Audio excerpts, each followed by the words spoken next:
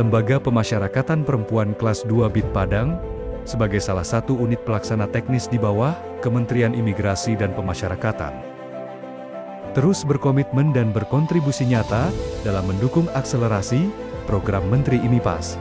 Di bawah kepemimpinan Kepala Lapas, Susi Andriani Pohan, Lembaga Pemasyarakatan Perempuan Kelas 2 BIT Padang telah bergerak maju, fokus pada 5 poin kunci program akselerasi Menteri IMIPAS di bidang pemasyarakatan.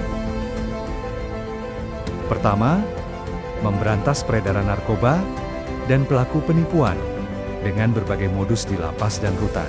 Selama setahun terakhir, Lapas Perempuan Padang secara konsisten melaksanakan razia rutin yang intensif bersama tim Satuan Operasional Kepatuhan Internal Satops Patnal, serta bersinergi dengan aparat penegak hukum terkait.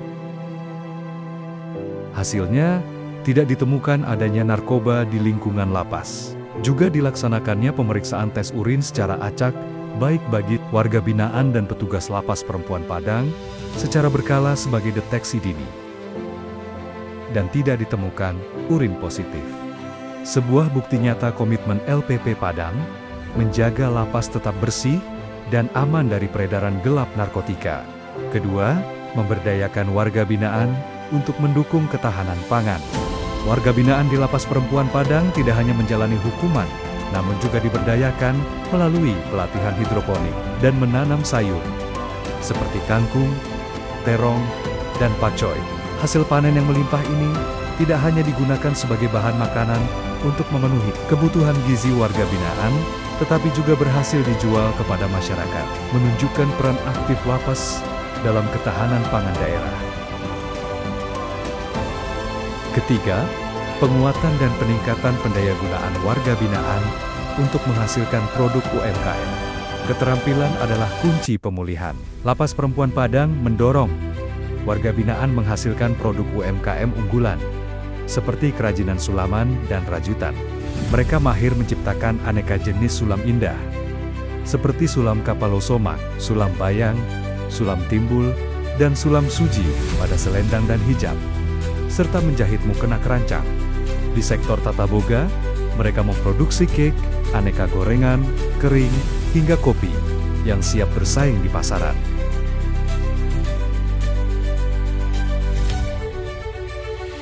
Keempat, bantuan sosial kepada keluarga warga binaan yang kurang mampu dan masyarakat di sekitar area lapas. Kepedulian tidak berhenti di dalam tembok. Lapas Perempuan Padang telah menyalurkan bantuan sosial berupa bahan makanan pokok kepada keluarga, warga binaan yang kurang mampu, dan masyarakat sekitar lapas yang membutuhkan.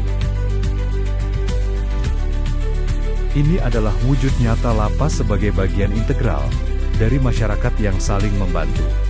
Kelima, mengatasi permasalahan overcapacity dan overcrowding dengan solusi yang komprehensif.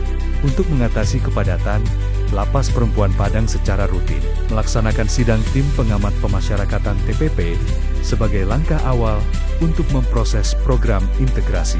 Selain itu, pemberian pengurangan masa pidana juga dilakukan sesuai ketentuan. Proses ini memastikan hak-hak warga binaan terpenuhi dan mereka dapat kembali ke masyarakat lebih cepat dengan bekal yang cukup.